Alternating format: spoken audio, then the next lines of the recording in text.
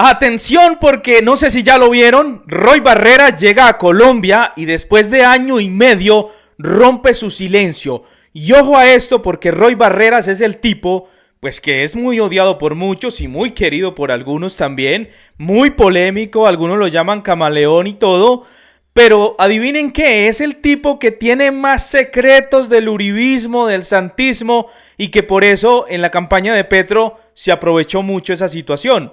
Y ojo, porque también es el compadre de verdad, compadre por iglesia, de Álvaro Uribe Vélez.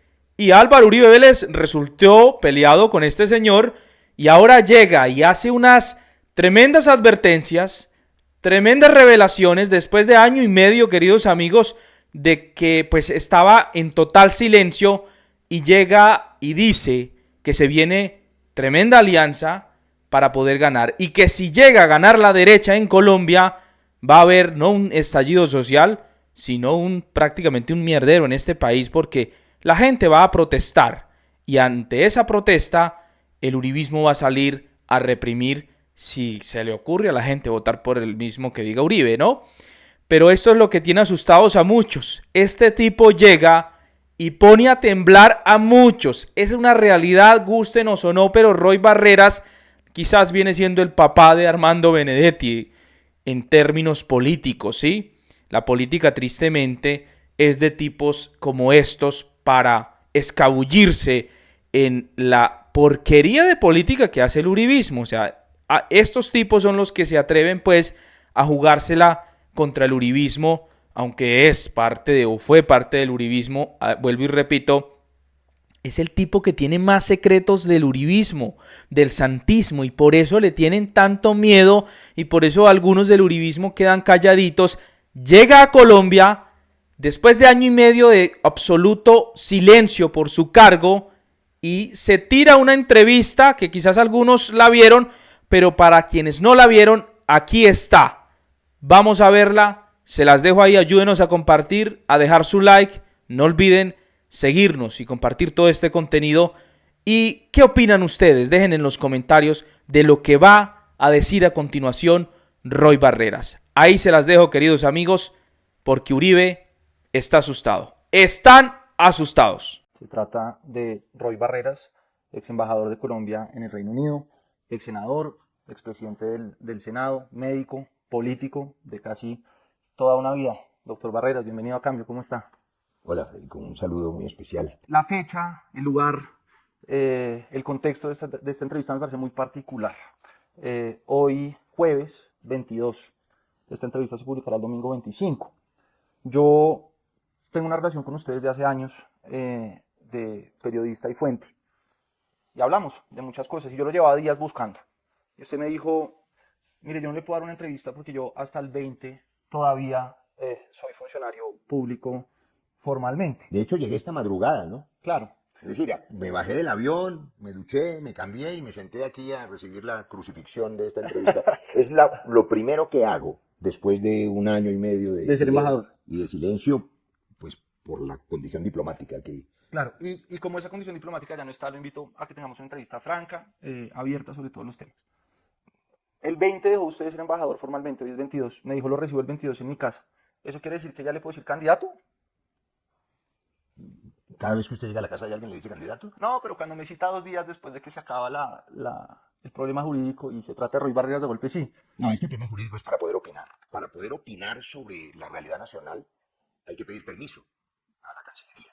De manera que lo que dejó de ocurrir ayer es que, digamos, el silencio diplomático termina y yo puedo opinar, como lo voy a hacer hoy con toda franqueza, sobre lo que quiera conocer Federico, pero para opinar no hay que ser candidato. ¿Quién dijo? Todos los colombianos tienen una opinión. En cada tienda de barrio en la esquina la gente está opinando. Bueno, entonces vamos a opinar. Vamos a opinar. Usted regresó esta mañana, pero antes había tenido un paso por Bogotá. Hizo un viaje para hablar con el presidente Gustavo Petro. Pensaría uno que ese fue un viaje para consultar qué pensaba el presidente de una eventual candidatura presidencial. ¿Qué le dijo Petro y cómo surgió esa conversación? Eso es porque ustedes los periodistas son muy mal pensados. La entrevista con el presidente que se la solicité fue para presentarle formalmente mi renuncia, agradecerle por la oportunidad de servirle al país. Él además fue durante este periodo muy generoso conmigo.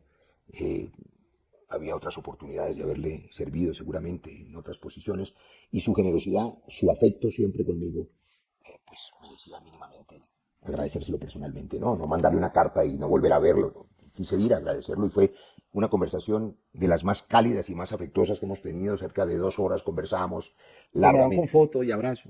Sí, terminamos con una foto. Y porque hay afecto, cuando hay afecto, el afecto se nota. Y entonces usted llega a Palacio y le dice, presidente, me voy a lanzar. Y el presidente, ¿qué le responde? Yo no le dije semejante cosa al presidente. No, no. Pero sí conversamos de una cosa muy paradójica, que tiene que ver también con su personalidad, pero también con la gente que nos escucha. Yo dije ahora, a propósito de la foto, que cuando hay afecto se nota. Y lo digo porque sé que hay medio país o un montón de colombianos que hoy no quieren al presidente, le tienen desafecto, muchos le tienen rabia, inclusive su nombre genera reacción. Y hay otra mitad del país que lo adora, que lo quiere con pasión. Y ese es un fenómeno que no siempre se da. Y estuvimos hablando con él de esa circunstancia. Él estaba ese día muy satisfecho, digamos, con el último resultado de la encuesta de Guarumo, que lo mostraba con un 45% de imagen positiva. La imagen más alta que ha tenido cualquier presidente, con excepción de Uribe, en el último año de gobierno. Lo que implica que hay una conexión con las bases populares, que tiene una explicación, y es que Petro le dio voz. A Petro se le nota la sensibilidad social, eso no es una impostura desde la campaña, es un hombre que le duelen los pobres, de verdad, le duelen los pobres. Pero, a ver, vamos a hablar en castellano. Usted no puede pensar que existe un colombiano que crea que Roy Barreras y Gustavo Petro se sientan en este contexto a conversar horas a puerta cerrada y no hablan de política y de las candidaturas. No, hablamos de política, esto de lo que estamos hablando es de política, un país dividido, polarizado, un país radicalizado, un país... Entonces, le cierro más la pregunta, que no hablaron de la candidatura. ¿De la candidatura de quién? De Roy Barreras. No, de lo que hablamos en esa reunión es cómo hacer para dos cosas. Para lograr que el propósito noble de las reformas logre materializarse. Yo creo que nadie de quienes nos escuchan, y voy a incluir en ese universo inclusive a la extrema derecha y ahora me refiero a ellos, pero nadie puede desconocer que el país tiene una brecha social enorme, una herida social.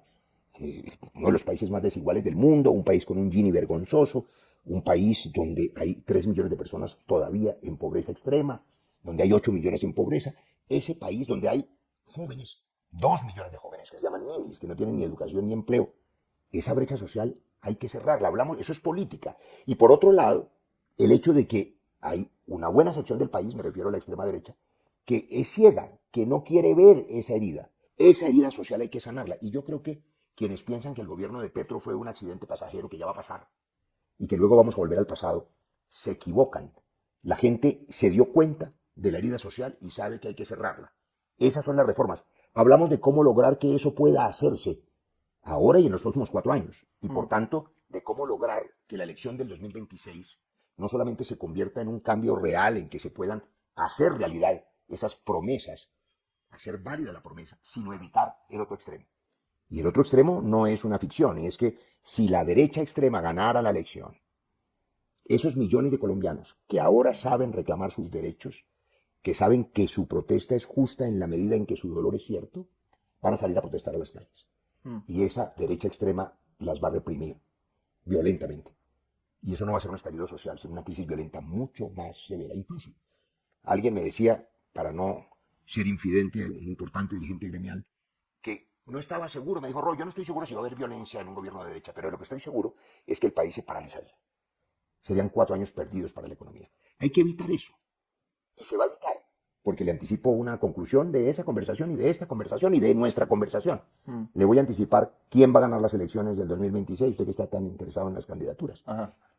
La próxima presidencia de la República la va a ganar la centroizquierda. La gente que entiende de política reconoce que usted fue fundamental en el triunfo de Gustavo Petro. Y no solamente en el triunfo de Gustavo Petro a la presidencia de la República, sino en el resultado que se tuvo en el Congreso. La izquierda logró una bancada que nunca antes había logrado. Y eso fue liderado por usted. Hay personas que dicen, hombre, Roy Barreras logró ese triunfo porque convenció al centro de que su única opción real de poder era apoyar a la izquierda. Y de pronto esas personas piensan que usted regresó a Colombia a convencer a Petro de que su única opción real de poder es apoyarlo a usted. ¿Usted qué le responde? Que Petro no se va a convencer de nadie de semejante cosa. Es decir, tengan la absoluta certeza. Yo creo que esos mismos colombianos de los que usted habla, que todo el mundo sabe de política y aquí nadie es tonto, pues a nadie se le ocurre pensar que Petro va a suponer que hay alguien mejor que él para encarnar las soluciones sociales. Claro, es que él no se puede reelegir. Claro que no, pero digamos, no va a suceder que Petro le haga el guiño a nadie. Eso no va a pasar. Algún candidato estuvo esperando, porque hay unos que sí son candidatos, durante meses el guiño y resulta que no le dieron el guiño y tuvo una especie de decepción amorosa. Pero él no le va a hacer el guiño a nadie, porque yo dije el 7 de agosto, y quiero recordar eso, el día que posesioné al presidente Petro en la Plaza de Bolívar, en mi discurso, que un presidente tiene que serlo para los 50 millones de colombianos. ¿Y cree que Y Petro no lo ha solo sido? para el sector que ganó. ¿Cree que Petro lo ha sido? Creo que el presidente Petro ha sido un líder poderoso, apasionado, inédito para esa media Colombia que reclama derechos. Y le faltó la Pero otra no mitad. para la otra media Colombia que ha reaccionado mal también, porque no ha entendido que la herida social hay que cerrarla y que si no la cerramos Colombia no va a progresar, no va a hacer lo que merece. Por eso hay mucha tarea por hacer. Antes de salir a correr en una competencia, y le contesto con franqueza a Federico, usted me ha puesto la cascarita varias veces de la candidatura, antes de que cualquiera, no Roy, cualquiera, salga a correr en una competencia, hay que sanar esas heridas. Hay un montón de tareas por hacer. Yo voy a venir a ayudar, claro, y voy a ayudar a hacer las tareas necesarias. Antes de saber quién es el que se pone, por ejemplo, el banderín de selección, de capitán de la selección Colombia, la cinta. Primero hay que hacer la convocatoria del equipo. Aquí no hay salvadores ni mesías. Yo sé lo que hay que hacer. Yo tengo un plan para garantizar que Colombia recupere su seguridad, recupere la tranquilidad, la estabilidad y la promesa se cumpla. Pero ni yo ni nadie lo hace solo. Se necesita un equipo. Hay que primero convocar la selección Colombia, después veremos quién se pone la cinta de capitán. Hay mucha gente buena.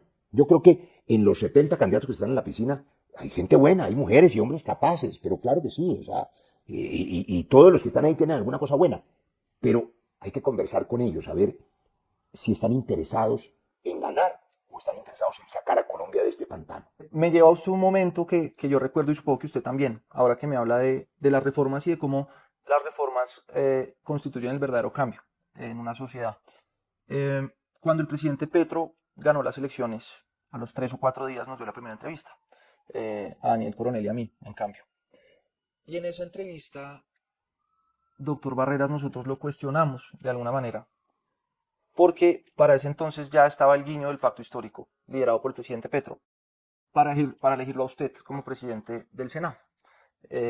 Petro había sido un hombre que llegó con unas banderas de cambio, de una política distinta, que digamos no era lo que usted representaba, o lo que la gente Y con unas quería, banderas liberales. y con unas banderas liberales. Pero digamos no era lo que usted representaba, usted es visto como un hombre de la política tradicional, y ahora más adelante podemos hablar de eso. Y cuando le hicimos ese cuestionamiento al presidente electo en ese entonces nos dijo, yo estoy con Roy Barreras porque el cambio son las reformas. Y a nosotros no se nos demandan símbolos, se nos demandan resultados. Por eso mi guiño no está con María José Pizarro, la hija de mi comandante, que sería muy emocionante que me pusiera la banda presidencial, como acabo corriendo por una idea suya. Y además yo le pedí que se la pusiera. Sí, señor. Era Supongo un yo símbolo, ¿no? porque vio Una la entrevista. reivindicación, me parece chévere. No fue porque vi la entrevista, porque yo se la puse el 7 de agosto y la entrevista fue después. No, la entrevista fue a los 3 días de las elecciones. Ah, no fue de las 3 días de la posesión. A los 3 días de las Ok. elecciones. Y él nos dijo que lo había elegido usted porque usted era un operador político eficiente, básicamente, y porque usted iba a garantizar que las reformas pasaran. Han ocurrido 3 años de esa entrevista y no hay reformas, y según la lógica del entonces presidente electo, pues tampoco hay cambio. ¿Qué falló? ¿Qué pasó? Bueno, yo quiero recordar que durante el primer año, que fue mi responsabilidad en la presidencia del Senado, todo pasó. Todo se aprobó, sin estridencias, sin gritos, sin escándalos, sin mermeladas, con acuerdos. Aprobamos cosas como, por ejemplo, el Tratado de Escazú, que llevaba congelado todo el gobierno de Duque y era un paso importante para el medio ambiente. Aprobamos la reforma tributaria para la equidad, que era una reforma dura y difícil, y se aprobó sin contratiempos. Aprobamos las normas que permitían que los campesinos tuvieran la condición jurídica que hoy tienen, su reconocimiento o la jurisdicción agraria.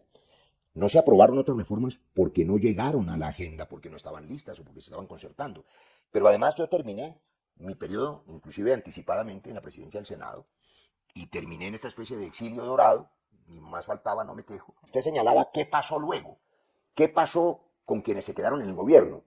porque obviamente yo no me quedé en el gabinete, nunca tuve esa responsabilidad, ni me quedé tampoco en el Congreso liderando el resto de las reformas. Es difícil saber qué habría hecho si hubiera podido quedarme, no fue mi decisión tampoco, fue una decisión del Consejo de Estado.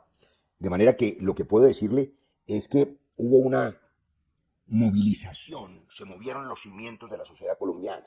Lo que hizo Petro fue agitar, lo decía hace poco León Valencia, todo lo puso en cuestión. La educación, la salud, las pensiones, el orden público, el equilibrio de poderes, todo lo agitó, porque cambiar implica poner en cuestión las cosas. Pero para que ese cambio se vuelva realidad, para que las transiciones se cumplan, tienen que gobernarse, agenciarse, hacer acuerdos, hacer consensos, lograr que todos los colombianos, todos, y no solamente una parte, todos estén de acuerdo y conscientes de los cambios. Gobernar es eso, ponerse de acuerdo, lograr que Colombia entera marche unida y no dividida. Eso es lo que hay que hacer. Y eso es lo que hay que hacer para cualquiera que piense gobernar en el futuro. Pero digamos, usted es político, usted es médico, y me acaba de mencionar la educación, la salud, la seguridad y la paz, ¿no? Que son, digamos, temas que han sido parte de su vida desde siempre. La educación, la salud, la seguridad y la paz están mejor hoy que el 7 de agosto de 2024.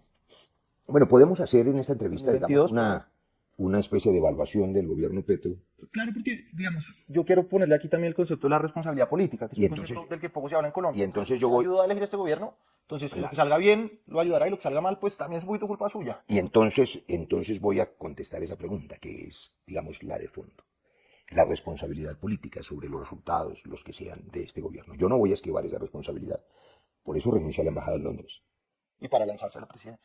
Yo no puedo esquivar el hecho de que yo soy responsable, en parte, del éxito electoral del presidente Petro, de su triunfo.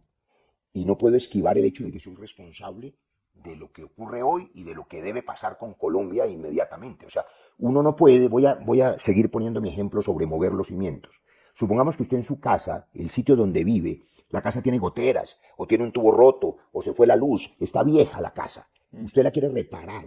Usted tiene que romper paredes, romper los tubos, cambiar el techo. Y eso no es bueno. Mover la casa, los cimientos, es ponerlo en obra negra. Pero hay que terminar la reparación.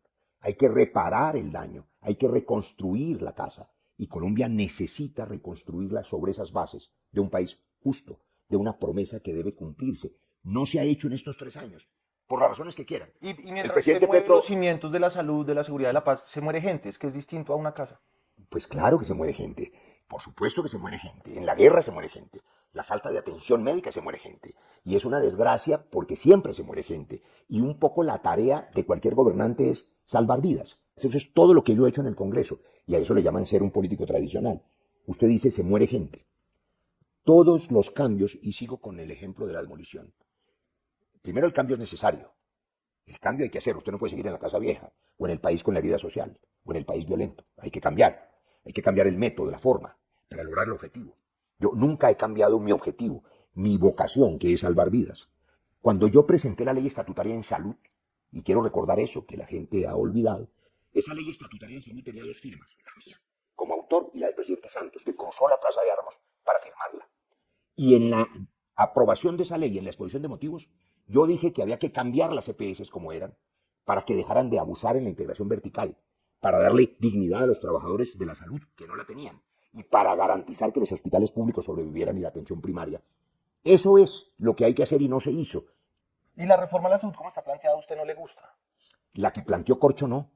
Porque no, Petro. porque no Porque, tenía... mire, yo volví a entrevistar al presidente por esos días, porque ustedes tuvieron una diferencia, y usted hablaba de la reforma de Corcho. Y le pregunté también al presidente por esa diferencia con usted, y él dijo, Roy tiene que entender que la reforma de Corcho es la reforma del presidente de la República. Entonces a usted no le gusta la reforma del presidente de la República, digámoslo claramente.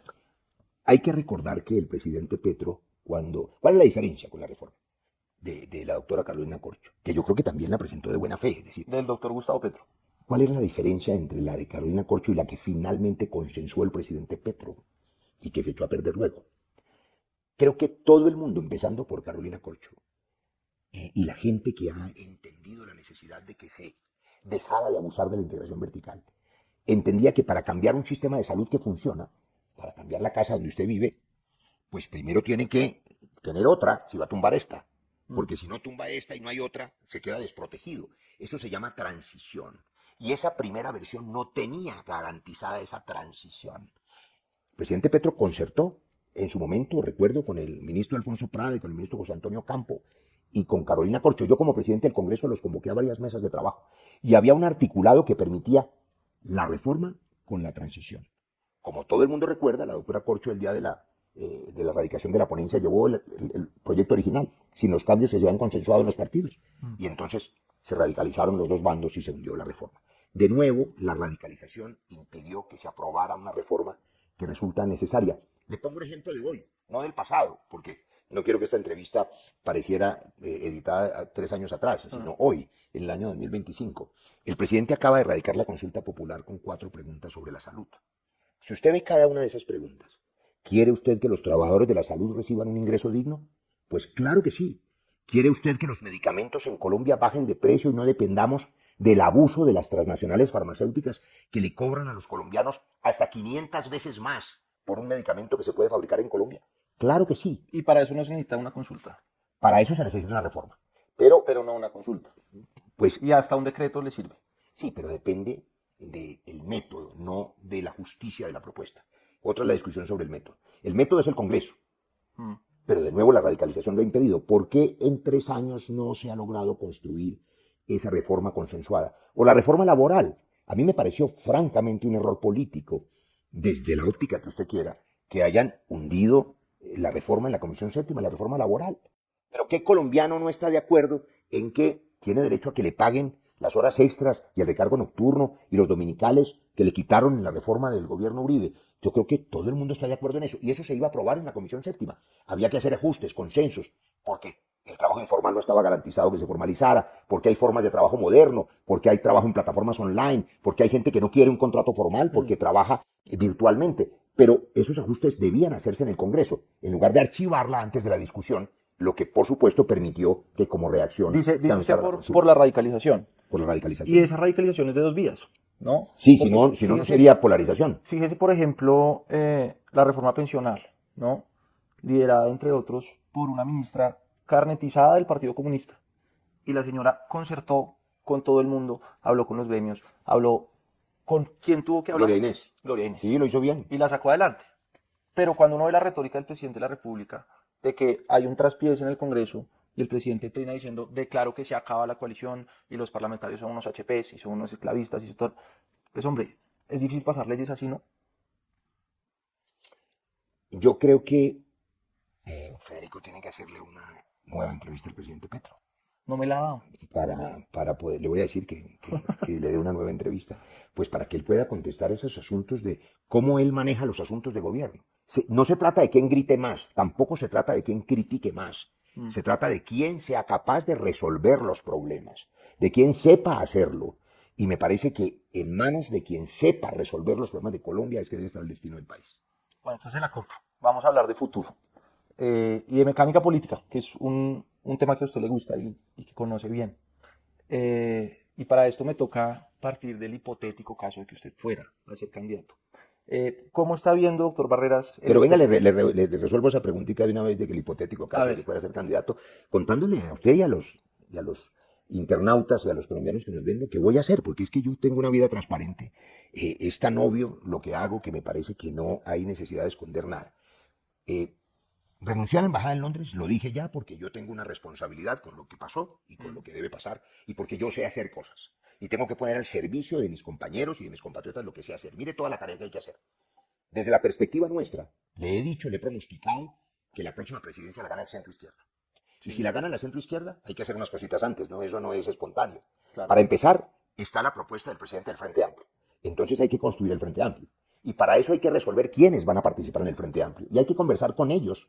¿Están de acuerdo en participar todos los compañeros de la izquierda en una consulta en octubre? Y si están de acuerdo en participar, hay que construir las reglas de juego para esa consulta. ¿Y es posible en esa consulta construir una lista al Senado del Pacto Histórico única? ¿O se necesitan varias listas que soporten ese proyecto?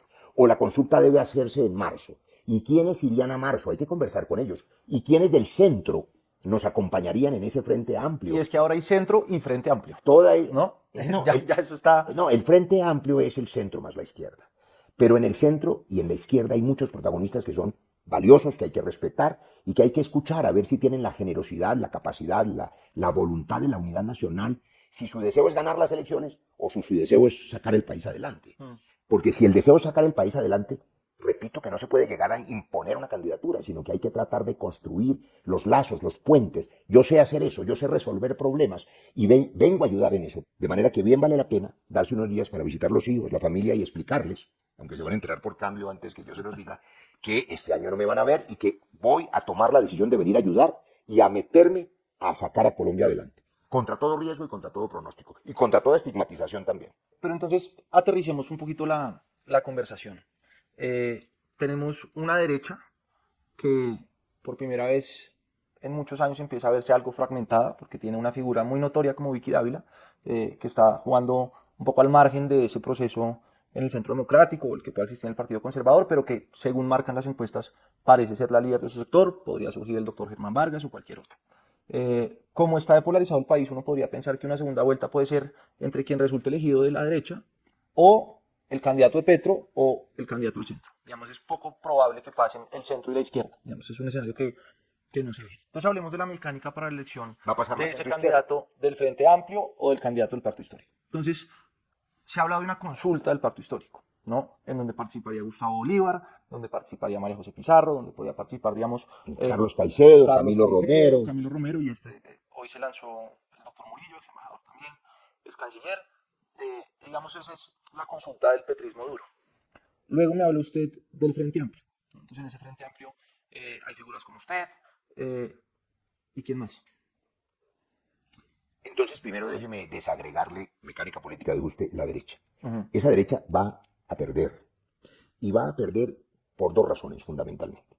O por tres. Primero, porque están muy divididos, muy fragmentados, en una guerra de egos impresionante y de ambiciones. Segundo, porque no tienen sensibilidad social. Realmente, el reclamo popular es justo. La gente de las bases populares que sale a caminar y a marchar, que llena las plazas, que se está movilizando con la consulta popular, que quiere la reforma laboral, sabe que tiene derecho a una vida más digna. Y nadie que pretenda gobernar puede dejar de escuchar esa voz popular y resolver sus angustias. A mí no me tienen que explicar ni me tienen que contar qué es tener hambre, porque yo sé lo que es salir de un barrio popular como Las Cruces y milagrosamente estar aquí sentado en una entrevista con Federico Gómez Lara. Yo a veces me sorprendo. Pero Vicky Dávila también sabe eso. No lo sé, no lo sé. Yo creo que ella tiene una vida interesante de clase media y que salió adelante de Buga, en mi región, el Valle del Cauca. Pero me parece que la derecha no tiene ese propósito en el gobierno. ¿Qué propósito tiene? Volver al pasado, garantizar a toda costa unos privilegios, unos derechos que ellos consideran ancestrales. A mí, por ejemplo, no me mortifica que haya 70 candidatos o 80, me parece una explosión de la democracia. En una Colombia que estaba acostumbrada a que solo las élites mandaban, donde hubo una elección donde los tres candidatos eran todos hijos de presidentes. Álvaro Gómez, María Eugenia Rojas y Alfonso López. Y Alfonso López. Entonces, esa negación de quienes venimos de allá abajo hacia arriba es una negación que le duele a la gente y que no le ve la derecha. La derecha quiere volver a ese paso. Pero hay una tercera razón por la que esa derecha va a perder. Y es que en la segunda vuelta solo hay 2 sillas. Ellos van a ocupar una silla, sin duda, por los tamaño de orden público, por la inseguridad, por la reacción que genera todo cambio. Todo cambio genera incertidumbres. Y debo reconocer que el gobierno del presidente Petro es una fábrica de incertidumbres. O sea, genera tantas incertidumbres que se vuelven miedos y los miedos fácilmente los capitaliza la derecha en contra nuestra. Entonces ellos van a poner una silla en la segunda vuelta. Y la otra silla, no hay ninguna duda, la va a poner la centroizquierda, porque hay unas bases populares que con ese justo reclamo y que han estado acompañadas y lideradas por Petro, van a expresarse en las urnas acompañadas del centro o el centro acompañando a la izquierda en el orden que quiera. Y esa sumatoria es mucho más poderosa y más justa además y más estable para un gobierno para los 50 millones de colombianos que una derecha radical. Por eso la centroizquierda va a ganar. Bueno, entonces la derecha está clara. Ahí va a haber un candidato o candidata que va a estar en segunda vuelta. El petrismo puro y duro también está claro. Habrá una consulta, saldrá Gustavo Bolívar, María José Pizarro, saldrá el que salga. Lo que no está tan claro es el centro. Porque usted me habla del Frente Amplio, pero hay personas y personas importantes con peso político que no se pueden ver ni en pintura, ¿no? Y que tienen el trauma de la fallida coalición de la esperanza. Pues dígame a mí y que lo estuve mal que eso salió. 14 meses ¿cierto? intentando con ellos cada 8 días con Sergio Fajardo, con Alejandro Gaviria, con Con Humberto Ingrid de la Betancourt, Calle, bueno, con todos ellos estuvimos intentando. el con país aquel conoce esa Salazar. historia. El país conoce Y historia y los egos no lo permitieron, pero ahora, están peor. por eso, Ahora Federico, están peor. por eso, Ahora los egos están peor. por Sergio eso. Fajardo, que es el segundo, el tercero, el primero en las encuestas, dice claramente, yo no voy a volver a hacer coaliciones con nadie, yo hago política como la hago, el que le gusta está bien y el que no también, ¿no? Y Por Sergio eso- Fajardo pesa. por eso yo Claudia López ¿no? Y son personas importantes y son personas que se han preparado para gobernar y que tienen cualidades y que yo creo que hay mucha gente buena en el país. Por eso le decía desde el principio de esta entrevista, y yo creo que ahora usted me lo entiende, me lo comprende, que uno no puede venir a ayudar a armar la centroizquierda ganadora imponiendo una candidatura. Ni Roy, ni Fajardo, ni Claudia, ni Bolívar pueden llegar a imponer una candidatura. Hay que tener la suficiente generosidad para intentar escucharnos y para eso hay que dialogar, hablar con ellos, a ver de qué manera se logra que Colombia tenga un gobierno para los 50 millones de colombianos, cuyo propósito sea la unidad. Si todos los que están en esa piscina, que todos quieren ser candidatos, se ponen de acuerdo en que vale la pena sacar adelante esas familias colombianas y no ellos mismos en su ambición, pues entonces vamos a tener la esperanza de tener un gobierno para todos los colombianos. Pero ese argumento le sirve con Sergio Fajardo, es decir, No sé, no he hablado con él, pero él me llamó hace unos meses, justo antes de que se accidentara en su bicicleta, habíamos quedado de conversar, no pudo. Yo creo que Sergio Fajardo es un académico, es un profesor, es un matemático, es un hombre de buenas maneras, es decir, como con todos, yo creo que tiene cualidades. Yo creo que Claudia López es una mujer formada académicamente, yo creo que es una mujer que se ha preparado para hacer lo mejor que puede. Yo creo que María José Pizarro es una mujer valiente, yo creo que Bolívar es un hombre comprometido con Petro y que realmente quiere que Petro el no tan país sea... comprometido con él, ¿no? Yo creo que el presidente Petro está comprometido con esas causas nobles. Quiere de todo corazón que no se eche a perder el cambio, que se haga realidad la promesa y vamos a ayudarle en eso. Y él de pronto siente que usted es mejor caballo en esa batalla que Bolívar. No, pues ojalá, pregúntele a ver si dice eso, sería una maravilla. Pero yo no creo. Yo creo, Bolívar tiene muchas ventajas y tiene una ventaja sobre mí. Y es que ha escrito más novelas y yo apenas estoy empezando a escribir. Y a mí me encanta, usted sabe, la literatura. Claro que yo no escribí las novelas que escribe Bolívar, pero No, esa es hay otra una historia. diferencia. En el centro y en algún sector de la izquierda existe la siguiente lectura, que a Petro le fue mal porque se alió con la política tradicional y le vendió el alma al diablo, dijo Gustavo Bolívar en una Yo no sé por qué entrevista digo semejante cosa, ¿no? Porque reciente. tendría que le vendió la magia. A que a Petro le fue mal porque ganó. Esa es una contradicción. Bueno, señor, ¿no? es un poco... O sea, le fue mal porque ganó, porque por primera vez en la historia de este país la izquierda tuvo la oportunidad de gobernar y qué bueno que ocurrió. Era necesario que ocurriera para mover estos cimientos, para que la gente no siguiera diciendo. Le voy a contar esta anécdota. No, Pero venga, le cuento porque se va. Antes de la anécdota, y retomo una frase de Sergio Fajardo que ha sido como el caballito de batalla del hombre. Dice, la forma en la que se llega define la forma en la que se gobierna. Entonces, un poco la tesis es, Petro salió con una política tradicional y unos esquemas clientelistas y de corrupción, y por eso vemos los escándalos de corrupción que vemos en el gobierno y pasan las cosas que pasan. Y esa es una lectura de la que usted no va a encontrar cómo bajar a Sergio Fajardo. Bueno, yo no sé si él cambiará, pero es una mentira. O a cualquiera. Pero es una mentira. Es que, a ver, una cosa es ser realmente honesto y otra cosa es proclamarse a sí mismo honesto. Y la primera honestidad es decir la verdad. Entonces, no es cierto en la historia que la forma en que gane implica la forma en que gobierne. El propio Petro es ejemplo de eso. Su forma de ganar apasionante, apasionada, con un discurso liberal que nos convocó a todos, donde habló con López Pumarejo, habló de López Pumarejo, habló de Gaitán, habló de Uribe, habló de Galán. Es un gobierno de banderas liberales. A mi abuelo lo mataron un año después de haber matado a Gaitán y era un campesino liberal. ¿Cómo no sentirse convocado? Hoy, 3 años después, pues no está gobernando con esas banderas liberales, sino con sus banderas legítimas porque le dedicó la vida a eso. Pero no es el único caso, eso hay en la historia. Déjeme mencionar algo que tiene que ver con la consulta popular. Usted no me lo ha preguntado, pero esta mañana que aterricé en Colombia me genera preocupación las reacciones al discurso del presidente en Barranquilla, al levantamiento popular y a las huelgas. Y yo creo que ¿Y el discurso en hay sí que mismo genera tranquilizar a eso. preocupaciones o no? Sí, por esto. Y tiene que ver con lo que usted pone de ejemplo de Fajardo. Hay quienes opinan que solo las revoluciones son capaces de generar los cambios. Y tienen muchos ejemplos. Se logró la abolición de la esclavitud después de la guerra civil en Estados Unidos. se logró el derecho, los derechos del hombre después de la Revolución Francesa, que fue sangrienta. Se logró el avance de la Europa socialdemócrata por la Revolución Bolchevique. Todo eso es cierto. Pero también es cierto que ha habido muchos líderes en la historia que sin derramar sangre han sido capaces de cambiar sus sociedades. Se puede hacer el cambio sin guillotina, sin violencia. Entonces la gente dice, ¿los llamados al cambio y a la expresión popular son necesariamente violentos?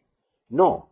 Petro se ha cuidado de repetir en cada discurso que le pide a la gente cero violencia, inclusive contra los objetos, que no rompan vidrios, que no dañen las cosas, que no ataquen a nadie, pero que se expresen en las calles. Ahora, Pues es un llamado raro cuando no hay nadie rompiendo vidrios ni en las calles. pero ha habido mucha gente rompiendo vidrios en el pasado y matando y sacándole los ojos a los jóvenes. O sea, que ha habido violencia contra la protesta, y ha habido represión brutal, y ha habido desapariciones, Lo que no y hubo había habido- 6.402 falsos Lo que no positivos. había habido era un presidente llamando a una huelga, ¿no? Lo que no ha habido Claro. es un presidente que se pusiera del lado de los huelguistas. Y eso, por supuesto, suena raro. Un periodista que se ponga del lado de los que protestan. Por eso Petro les parece raro. Ahora, el lenguaje. El lenguaje... Pues uno protesta contra el que manda, ¿no? Contra el que maneja las cosas. Claro, pero entonces Petro le diría que él protesta... O uno decir, él voy a ir a la protesta con- ONU a denunciar que el Estado no deja cumplir la Claro. paz y yo soy el jefe del Ah, Estado. claro, pero Petro le diría, yo protesto contra el que manda. ¿Y quién manda en las 33 millones de hectáreas hoy en manos de terratenientes que no son productivas y que ha sido imposible desde el siglo XIX hacer la reforma agraria? Porque se han opuesto radicalmente, y no a la de Petro, sino a la de López Morejo, a la de Carlos Lleras Restrepo, en el pacto de Chicoral de los Pastrana. Pero para no irnos al pasado, quiero hacer énfasis en el lenguaje, porque eso sí me preocupa. Las palabras tienen peso. Entonces, así como la voz poderosa de un líder como Petro es capaz de movilizar popularmente, gente radical en los territorios, en las ciudades, en los barrios, si escucha palabras que resulten agresivas, que resulten incendiarias, que resulten provocadoras, puede pasar de la violencia verbal a la violencia física. Y esa ha sido la historia de Colombia. Alberto Lleras, un discurso en el Parlamento equivale a 1000 muertos en las veredas. Sobre todo en esa época. Entonces, y también en esta, entonces hay que cuidar el lenguaje. Y yo no tengo ninguna duda de que debíamos ponernos todos de acuerdo en una primera cosa: no odiarnos, extirpar el odio. Pero entonces nos desviamos un poquito de los nombres del Frente Amplio y la consulta del centro. ¿Usted cree que es posible que haya una sola consulta del centro para que llegue un solo candidato a primera vuelta o incluso a enfrentarse con el candidato de la consulta del pacto histórico? ¿Usted realmente ve posible esa posibilidad? Pues puede que haya una consulta o varias en el centro. Lo que va a ocurrir, por lo que ya explicamos, que usted llamó la mecánica política, es que la derecha, uno de los dos lados de la polarización, va a poner una silla en la segunda vuelta. Y que la centroizquierda va a poner la otra. Para decirlo en términos, digamos, más comunes. Es decir, el petrismo va a poner una silla acompañando al centro o acompañado del centro. Sí. Y la derecha, que se va a poner de acuerdo, porque la izquierda, es tradicional el dicho, se divide por ideologías y la derecha se une por ambiciones o por intereses. Entonces se van a unir con alguien. No importa si es Vicky o es cualquiera. Van a llegar allá. No hay más sillas en la segunda vuelta. Entonces, por eso le pronostico que ganará la centro-izquierda. Y nuestro trabajo será intentar que ese frente amplio, que no es otra cosa que la centroizquierda, sea lo más amplio posible, primero, y segundo, que le dé garantías a todas y a todos los colombianos. El próximo gobierno no puede dividir sino unir. El próximo gobierno tiene que significar tranquilidad, estabilidad, despejar incertidumbres, tener una agenda común. Colombia tiene un potencial enorme. Yo recuerdo una noche hace casi 4 años que me tomó por sorpresa, en la que usted participó en un debate presidencial con Gustavo Petro y con Francia Márquez. No recuerdo si estaba tal vez Caicedo, podía ser, de la consulta del pacto histórico. Y cuando se acabó el debate usted renunció a su candidatura. Sáqueme hoy de esta duda. Cuando usted se lance, usted podría estar en la consulta o del pacto o en el Frente Amplio. En cualquiera de las dos cabe. ¿En cuál va a estar? Les voy a contar una cosa. Antes de empezar la entrevista, les dije, el problema con el director de cambio es que es agudo y persistente. Empezó por preguntar si voy a ser candidato y sigue preguntando que qué va a pasar ahora.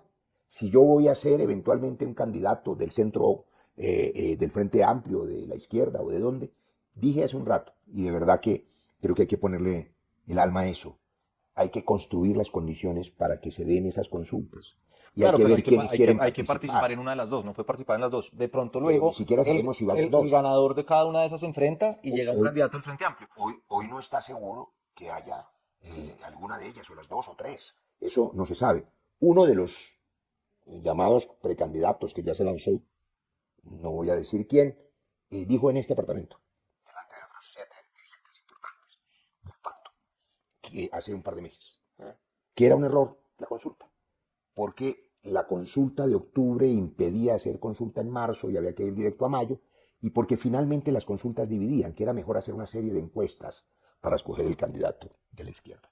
Esa misma persona, 2 meses después, salió a decir que si no había consulta era un error, o sea, cambió de opinión. La gente cambia de opinión buscando el camino. Lo pongo como ejemplo porque hoy no está seguro el escenario. ¿Habrá una consulta en octubre? ¿Habrá una consulta del Frente Amplio en marzo? ¿Habrán varias consultas en el centro? ¿Habrá una sola lista? ¿Habrán 2 listas? Hay que trabajar, hay que venir a ayudar en eso. Pero yo quiero insistir en... No le llamemos consulta, llamémosle proceso, encuesta, piedra, papel y tijera, lo que sea. ¿Participa en el del centro o en el de la izquierda? Con la calidad de algunos candidatos de piedra, papel y tijera. No, No es en el centro o en la izquierda. de pronto al final no, pero al principio sí. No. Va a ganar la presidencia una coalición de centro-izquierda que hay que construir desde ya, desde las bases, en las regiones, en el territorio, con la gente que está abajo y que tiene que empezar a dialogar y a conversar. Y también abajo no odiarse, también abajo entenderse, comprender que hay formas, que hay métodos, que dialogando se resuelven las cosas. Eso hay que tejerlo desde el territorio. Hay que canalizar ese justo reclamo de manera pacífica y volverlo promesa cumplida. Hay que cumplir la promesa del cambio. Sí, hay que cumplir la promesa del cambio.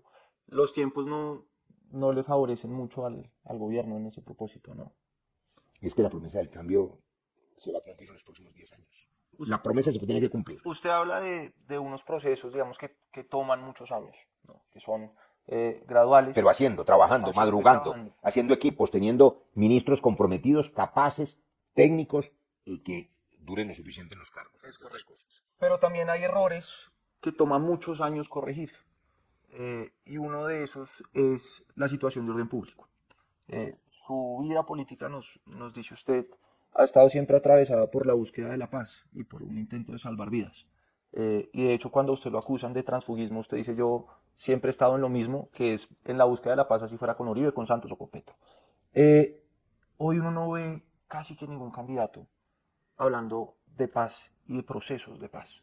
La percepción generalizada es que el orden público se deterioró tanto y la falta de compromiso con la paz de los grupos armados y de los grupos irregulares fue tal que casi que la única salida que se ve es la fuerza de las armas, para reducir a estos grupos a una mínima expresión que permita de nuevo una puerta a la negociación. ¿Qué tiene usted que decir sobre eso?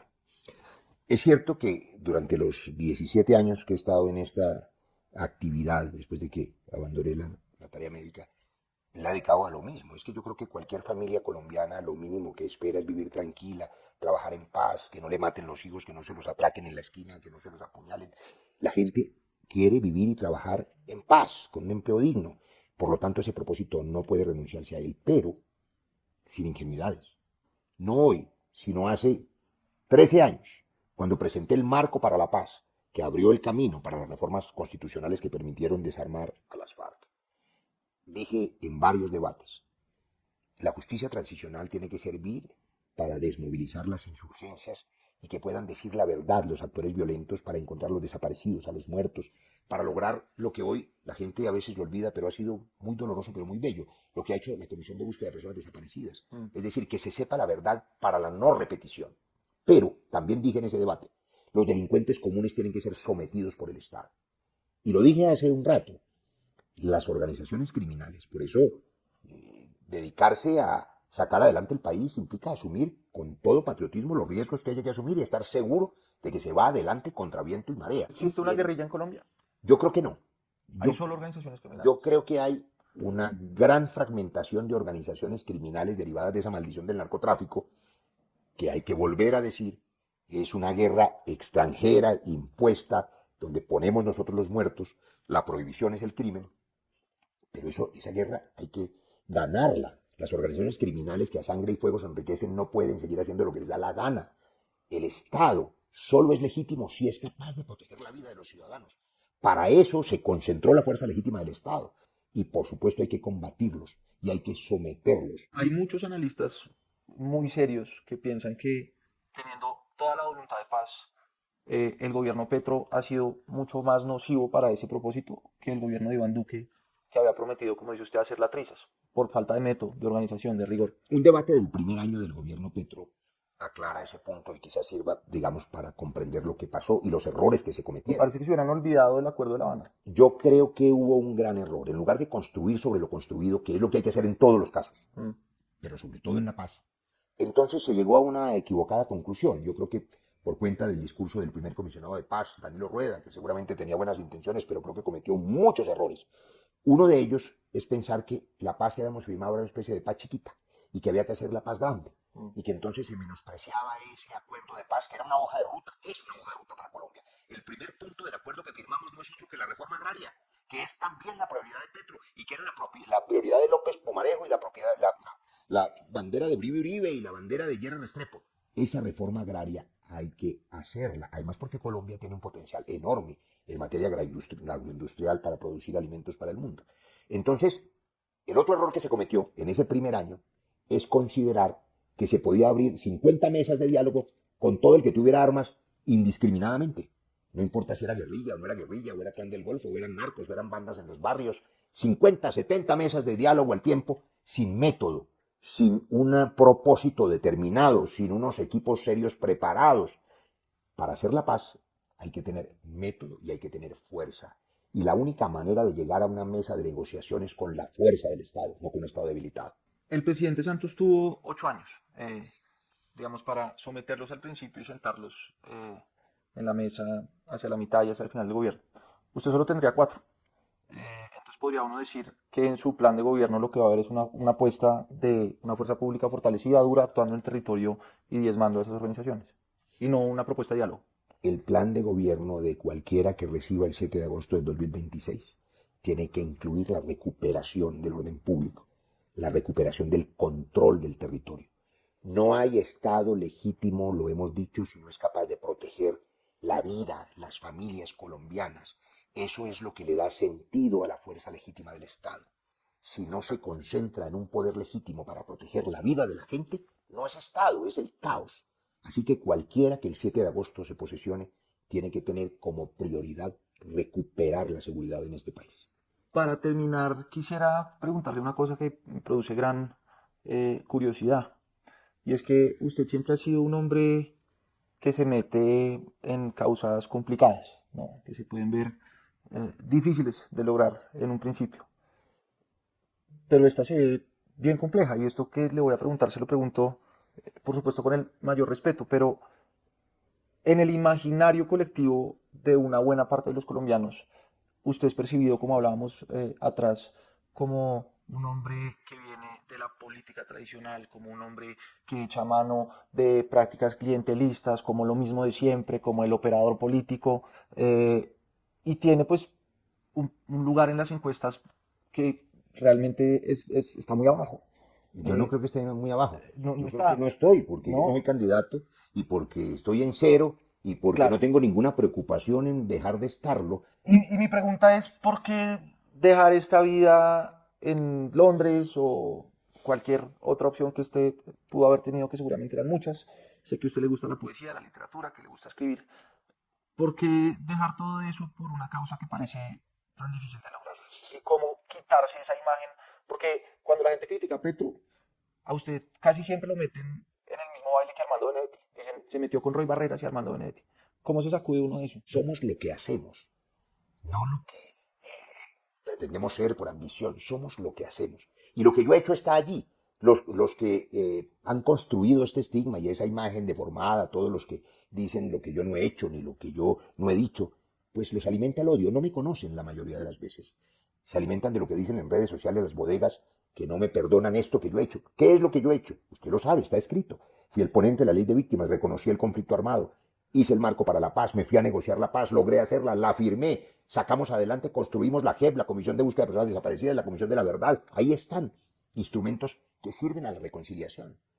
Nosotros ayudamos a elegir a Gustavo Petro porque en su discurso había un compromiso absoluto con la justicia social y con la solución dialogada de los conflictos.